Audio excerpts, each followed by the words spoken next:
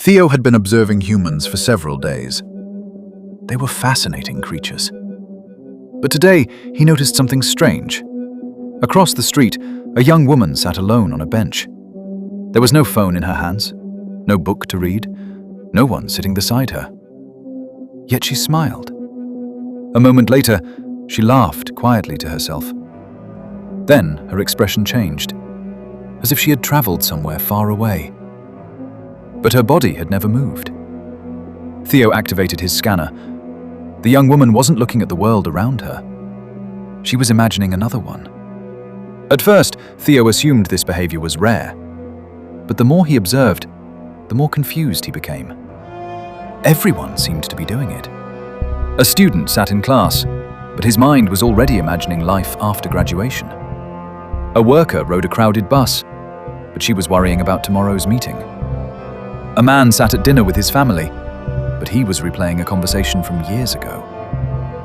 Their bodies were present, their minds were somewhere else. Theo didn't understand. Why would humans leave reality so often?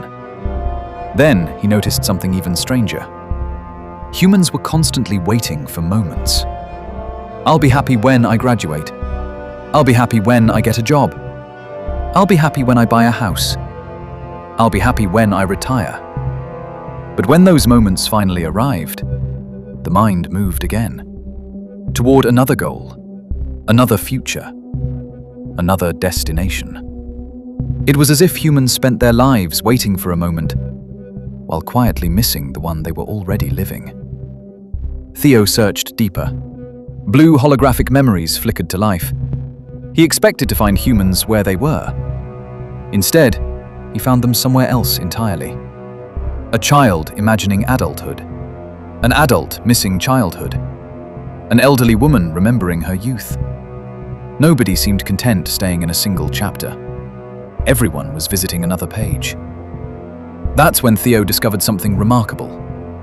Humans possessed a strange ability. They could leave reality without moving. They could revisit the past, imagine the future, replay mistakes, create worlds that never existed. This gift gave humans their dreams, their stories, their creativity, their inventions. But it also gave them regret, anxiety, and endless overthinking. The same ability seemed responsible for both humanity's greatest strengths and many of its deepest struggles. For a moment, Theo thought he had solved the mystery. Perhaps humans simply weren't good at living in the present. But the longer he observed, the less that explanation made sense. The human mind never wandered randomly. It wandered toward things that mattered. A lesson it didn't want to forget. A future it wanted to prepare for. A dream it hoped to reach. A possibility it refused to abandon. Suddenly, Theo understood. The human mind wasn't trying to escape reality. It was trying to protect the human. It revisited the past to learn. It visited the future to prepare. It imagined possibilities to keep hope alive. The mind wandered because it cared, not because it was broken. Theo looked back at the young woman on the bench. She was still smiling softly, still traveling somewhere inside her mind. And for the first time, Theo didn't find it strange. He found it beautiful. Because humans were not simply living one moment. They were carrying pieces of their past and pieces of their future into the moment they were living now. Perhaps that was why being human looked so complicated.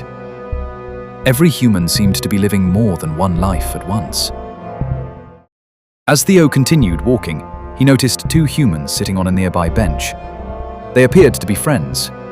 Both were smiling. Both seemed perfectly fine. Yet something about them caught Theo's attention. He activated his scanner. Blue holographic thoughts flickered to life. The first human looked at the second. I wish I were as confident as him. Theo turned to the second human. I wish I were as successful as her. Theo paused. Both humans seemed to believe the other was doing better. Theo became confused. Theo's investigation continued.